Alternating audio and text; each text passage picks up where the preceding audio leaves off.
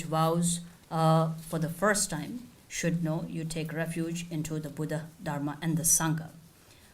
At the same time, when you take refuge, it has become sort of general today to simplify refuge. And even in your booklet here, I was reading this morning, and I find the introduction saying, what we talk about refuge sounds as though we are talking about taking shelter in something external, but that in which we take our refuge is really something inner, the inner essence of the Buddha, Dharma, and the Sangha. Now, sounds right. It is true. But those of you who take refuge for the first time should also know that you do take refuge into the external Buddha, Dharma, and the Sangha. The whole aspect of the Dharma should never be turned into something so abstract as to not be challenging to you.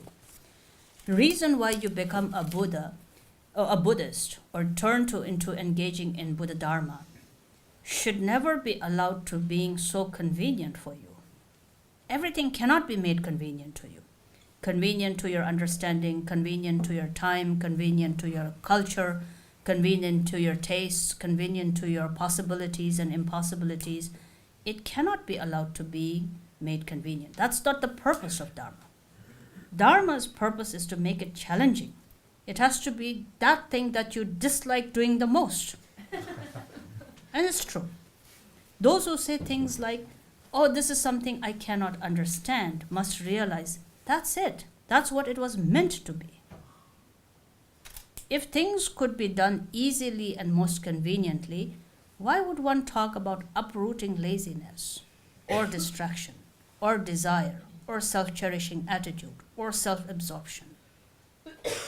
Therefore, for those of you, now later on when you come to all the profound teachings and so forth, the point here made that the actual refuge is the inner refuge. I talked about it yesterday, so that's how we go about things. But those of you who are taking it today, starting new, should know there is someone who is endowed with qualities far more superior to you, to whom you then take refuge and aspire, generate the aspiration to emulate the example of. If you can come just close to having some of the qualities of that Buddha, that itself is an extraordinary achievement.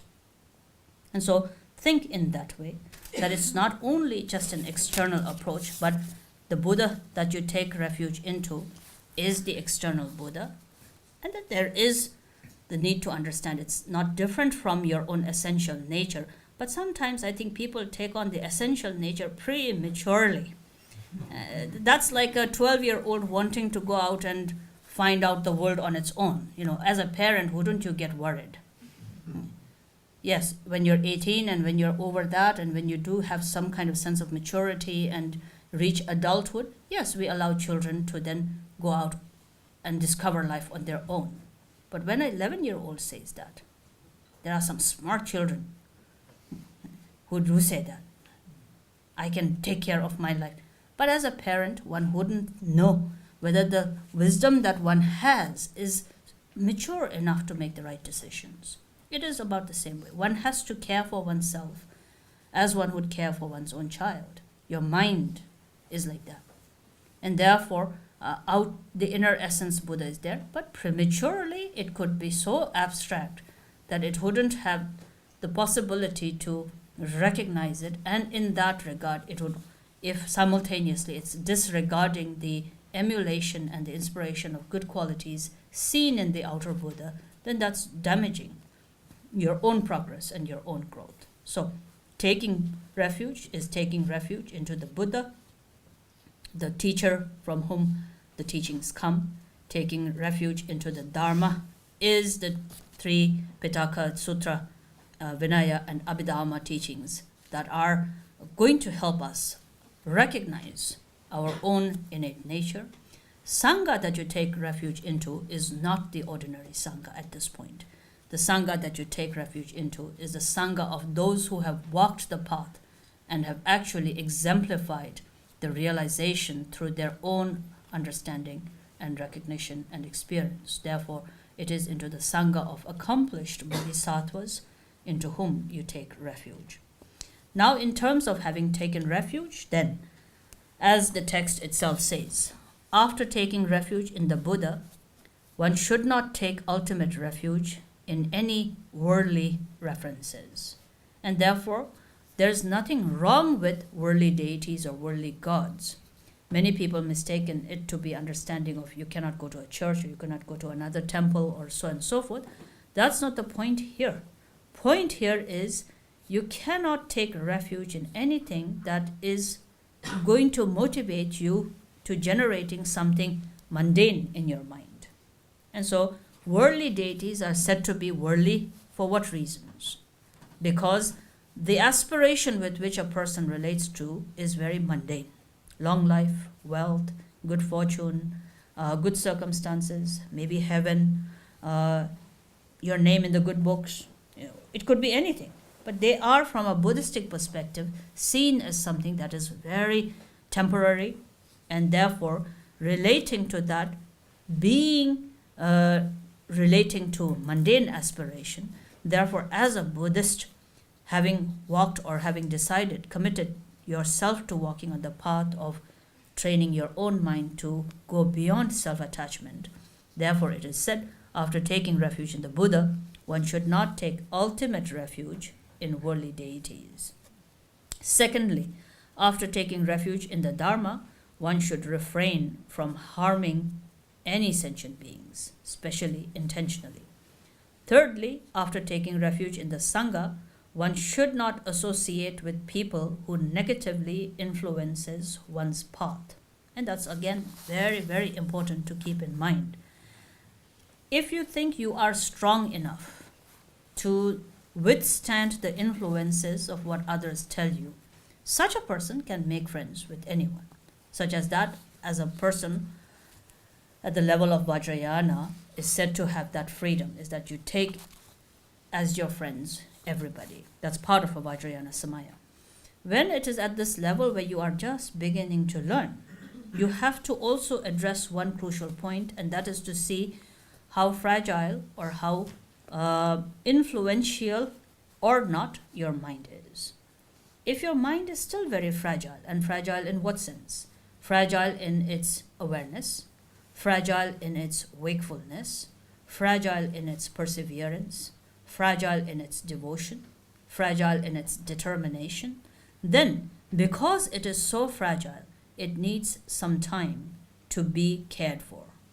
So here the fault is not of the others. The fault is the sensitiveness of your own mind, the rawness of your own mind. That needs to be given time to gain strength, and then you can be more, when you're more confident of your own stability of mindfulness, then engaging in any kind of friendship is very fine. But this particular thing has to be kept in mind, and this is especially good for people who go out and try to change other people before they are changed themselves. So, fourthly, then one should respect all images of the Buddhas as though they are the Buddha himself. Fifthly, one should respect every letter of every Dharma scripture because it is from them that we understand and realize the Dharma. Sixthly, one should respect the Sangha, both the noble Sangha of Bodhisattvas, Sangha of practitioners, Sangha of monastic, never thinking or speaking ill of them. One should respect any symbol of the Sangha, such as the monastic robes, as being equally important. Now, these three are very essential disciplines for anyone who has taken refuge. Every image of the Buddha or Buddhistic image must be regarded as the Buddha himself. Every letter, alphabet, and here it says Dhamma scriptures, but our teachers used to say every written form must be regarded as the Dhamma. And every even patch of yellow, anything, even on a paper, should be regarded as the Sangha, requiring respect, requiring immediate, tremendous sense of awareness of it being a symbol of the three jewels. And if a Buddha walked in, or if there was the true Dharma being given, how much respect would you have? You'd give this equal amount of respect. And that's not, again, because of the object itself. It's about the symbols of every such thing is a reminder for one's own self. It reminds you immediately. And that's very true. For us, for example, monastics, monks and nuns, every part of our ritual is a reminder.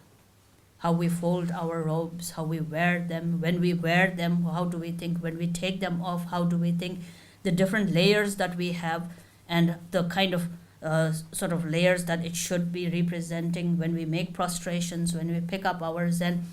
All of these are then taught to be reminders. Folds remind you of the Four Noble Truths or the Two Truths or the Six Paramitas or whatever it is.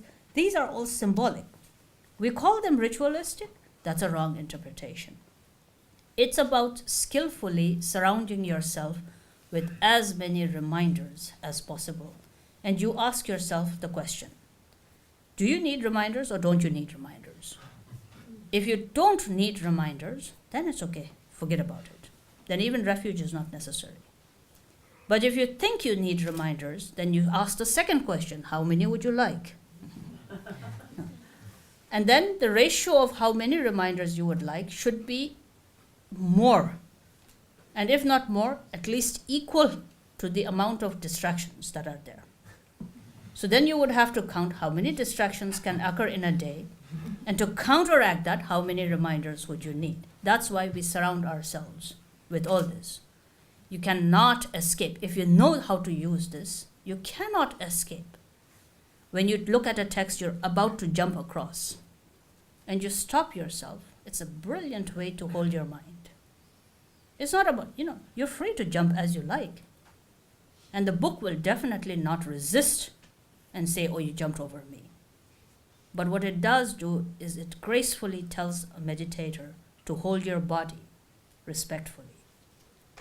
That one little bit more aggressive physical or a verbal or an unaware mind could be held back by a simple picture or a syllable or a color is one of the most beautiful, graceful, skillful ways in which we support, through all these rituals and through all these methods, the wakefulness of one's own awareness.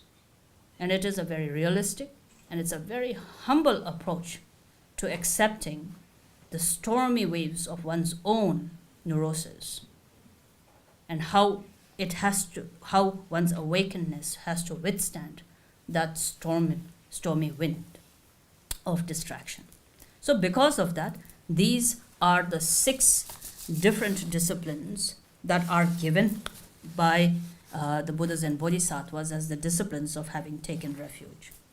Furthermore, to this Atisha then says, one should not let go of the 3 jewels for the benefit or for the manipulating it for one's own mundane benefit, such as if one is offered a kingdom and so forth, then to manipulate that or letting go of one's own refuge. One should not also let go of the refuge vows to the 3 jewels, even if one is in the danger of losing one's life. Similarly, one should not take refuge in another view of mind and phenomena that contradicts the Buddhist view of emptiness. Fourthly, one should know the nature of the object of the refuge. One must deepen one's understanding to know what is the outer meaning of the Buddha Dharma and the Sangha, what is the inner meaning of the Buddha Dharma and the Sangha, and what is the secret meaning of the Buddha Dharma and the Sangha. And fifthly, one should bow to the images of the 3 jewels, making offerings to them daily, and if possible, keeping a shrine as an object of reverence wherever one is or wherever one lives. So these are the 5 additional points that have been added by then Atisha as those